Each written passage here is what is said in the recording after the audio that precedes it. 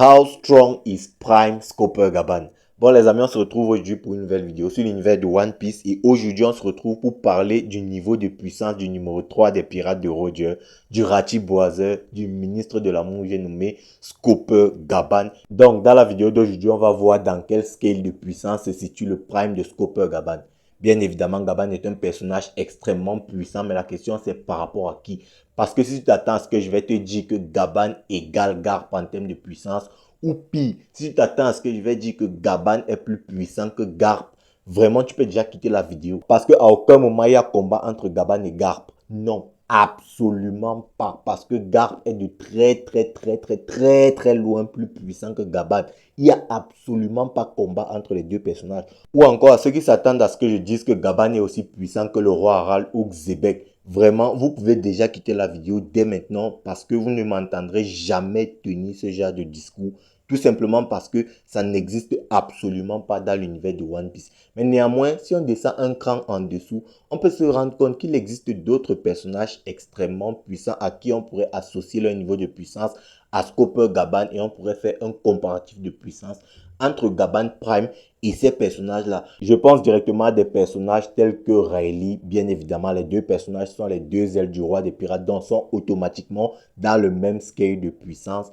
Kaido Prime, Big Mom Prime, Luffy Gear 5, Egghead, je préfère ajouter la précision, Oden, Barbe Noire, entre autres. Donc pour moi, ce sont ces personnages-là dont le niveau de puissance est comparable à celui de Gaban Prime. Du coup, on va donc voir dans la vidéo d'aujourd'hui à quel point était puissant le Ratiboiseur à son prime. Donc les amis, on va entrer dans le vif du sujet de notre vidéo sans plus tarder. Alors, qui est Scopper Gaban au juste? Eh bien, Scopper Gaban, c'est le numéro 3 des pirates de Roger, mais qui est très souvent comparé à Rayleigh. D'ailleurs, il est même arrivé à Scopper Gaban de prétendre être le numéro 2 des pirates de Roger en termes de puissance. Bien qu'on le sait, c'est un gag de la part de Eiichiro Oda, ou plutôt, on va dire, une scène humoristique de la part de Eiichiro Oda, ça on le sait très bien. Mais néanmoins, le fait qu'on le compare très souvent à Rayleigh prouve qu'en termes de puissance, il était au minimum dans le même scale de puissance que Rayleigh, le Seigneur des Ténèbres, le numéro 2 des pirates de Roger. Ce qui signifie donc qu'en termes de puissance, entre Rayleigh et Gaban, il n'y a absolument pas un gap. Ça se joue certainement à un extrême diff. Et donc là, vous commencez déjà à vous rendre compte à quel point le personnage de Scopper Gaban était puissant lorsqu'il était à son prime. Pourquoi je le dis? Eh bien, c'est parce que si on se réfère au feat de Rayleigh, on a déjà vu qu'un Rayleigh vieux, c'est-à-dire un Rayleigh qui ne s'est pas battu pendant plus de 20 ans, a réussi à faire jeu égal avec un amiral de la marine. Je répète encore, avec un amiral de la marine. Et pour vous rappeler un peu la chose, un amiral de la marine, c'est un mec qui a la puissance nécessaire pour faire jeu égal avec un barbe blanche, même s'il était malade et vieux sur Marineford. Ça, c'est juste pour vous poser les bases. C'est à ce point-là que Scopper Gaban était puissant quand il était vieux. Maintenant, pour continuer avec les feats de Rayleigh, pour l'associer à Scopper Gaban, dites-vous quand même que lorsque Rayleigh a débarqué sur Amazon Lily, Barbe Noire a demandé à ses commandants de partir parce qu'il avait peur de la puissance de Rayleigh, car il pensait que Rayleigh avait la même puissance que lorsqu'il était à son prime. C'est pour vous dire un peu à quel point Rayleigh était puissant. Maintenant, étant donné que les deux personnages, c'est-à-dire Rayleigh et Gaban, sont très souvent associés et comparés, du coup, ça voudrait dire que Gaban a aussi la même puissance que Rayleigh. Voilà les mecs, c'est juste pour poser les bases. Maintenant, parlons de Scopper Gaban à proprement parler. Les amis, je sais pas vous, mais j'ai l'impression vraiment que Gaban, en termes de combat, a plus montré dans le manga que Rayleigh, qui est pourtant le second du roi des pirates. En effet, après la dissolution de l'équipage du roi des pirates, Scopper Gaban est allé se terrer sur Erbaf, le pays de la guerre. Et on nous a aussi dit qu'un jour, lorsque Roger était malade, Gaban a dû affronter à lui seul plus d'une centaine de pirates qui voulaient leur peau à Roger et lui. Même c'est pas forcément très impressionnant, mais c'est quand même un fait à noter. On nous a aussi fait comprendre que Gaban c'était le protecteur de l'île de Erbaf, l'île des géants. Je le rappelle, un pays réputé pour ses guerres incessantes. Je sais pas si on se rend compte de la dinguerie, mais le mec arrive dans un pays qui ne lui est pas familier, mais en devient son protecteur, si bien qu'il a réussi à forcer le respect de tous les habitants de ce pays, y compris le roi et ses conseillers. Vraiment, ça, c'est vraiment un feat extrêmement impressionnant de la part de Scoper Gaban. Maintenant, en parlant de ses combats, l'un de ses premiers combats vus dans le manga, c'était face à l'empereur Luffy.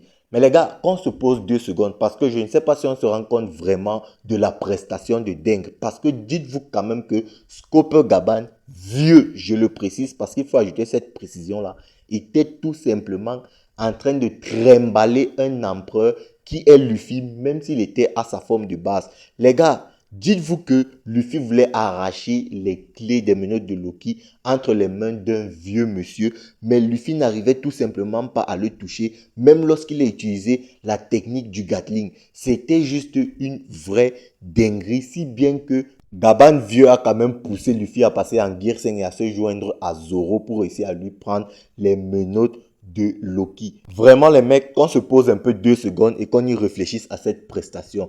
Rendez-vous compte que Luffy forme de base, c'était un Luffy qui réussissait à tenir tête à un Kaido forme hybride sur Onigashima. Mais là, face à Gaban, il n'arrivait absolument à rien car le acquis de l'observation de Gaban, c'est un acquis de l'observation déjà avancé mais qui était supérieur à celui de Luffy. Et dites-vous quand même que Luffy en termes de acquis de l'observation, c'est quand même un top tier dans l'univers de One Piece. Rien que ça, la prestation est déjà exceptionnelle. Donc là, c'est validé. Le acquis de l'observation de Gaban est supérieur à celui de Kaido. Là, il n'y a rien à dire. Maintenant, plus tard, on apprend aussi que Gaban possède et maîtrise même le acquis des rois avec sa forme avancée, étant donné qu'on a vu l'affrontement contre Somers. Enfin, l'affrontement, je ne suis pas vraiment sûr qu'on peut parler d'affrontement parce que le mec a juste découpé, dégommé Somers en termes de puissance. Et les mecs, je vous vois déjà venir parce que beaucoup vont venir ici me dire que Somers est faible. Moi, tout ce que j'ai à vous répondre, c'est attendez le combat face à un top tier de Mugiwara, c'est-à-dire Sanji ou Zoro. Vous allez voir à quel point soit Sanji, soit Zoro galèrent à vaincre Somers. Peut-être même que si c'est contre Sanji que Somers se bat, Sanji va même, on va dire, développer son acquis des rois, éveiller son acquis des rois pour vaincre Somers. Donc, Sanji va potentiellement pour vaincre Somers, un adversaire que Gaban a juste one shot. Bon, là, c'est vrai que c'est de la théorie, mais les mecs, moi je vous dis, hein, attendez, vous allez voir. Parce que pour moi, je pense que le niveau commandant d'empereur, c'est un peu un niveau surcoté dans l'univers de One Piece. Parce que, à mon avis, les commandants d'empereur sont vraiment, on va dire, à des années-lumière des niveaux amiraux. Parce que pour moi, Gaban est un niveau amiral. Gaban vieux, bien évidemment, il est un niveau amiral. Du coup, pour moi, il est beaucoup plus puissant que Sanji et Zoro. Donc, je pense vraiment qu'il y a un vrai écart entre Scoper Gaban et Somers et aussi Sanji parce que à mon avis, encore une fois, Sanji va devoir, on va dire, éveiller son acquis des rois pour vaincre Somers. Et c'est là que vous allez comprendre à quel point Gaban vieux, il est juste extrêmement puissant parce que j'en ai vu des gars me dire que Zoro est plus puissant que Gaban vieux. Mais les mecs, bon, de toutes les façons, moi j'ai refusé complètement de parler de Zoro parce que je sais que ouais, il n'y a pas d'objectivité lorsqu'il s'agit de ce personnage. Du coup, je ne veux même pas parler de lui. Bref, revenons sur Gaban. Je disais tantôt que le mec a juste ratatiné Somers et Gunko a directement compris que sa seule échappatoire face à Scoper Gaban, c'était de prendre des enfants en otage. Et c'est comme ça que Gunko a réussi à avoir le ratiboiseur, le ministre de l'amour. Parce que Gaban était juste beaucoup trop puissant. Et il y en a qui pensent que un combat entre Gaban vieux et Luffy Gear 5, c'est un midi pour Luffy. Jamais de la vie, les mecs. Vous vous trompez, mais à un niveau, vous ne vous rendez pas compte. C'est minimum un high diff pour Luffy. Et là encore, parce que Gaban est vieux, justement même. C'est pour ça que j'ai parlé de Gaban vieux, parce que Gaban a son état de vieux. Il n'a pas la même puissance qu'à son prime. Maintenant, justement, parlons de ce Gaban prime. Les amis, dans les derniers chapitres de One Piece, on a vu Gaban beaucoup s'illustrer. Et d'ailleurs, moi, j'ai beaucoup adoré Gaban sur God Valley. De toutes les façons, je vous l'avais déjà dit en vidéo. Surtout à la fin, lorsqu'il sauve Gap, il a juste été masterclass.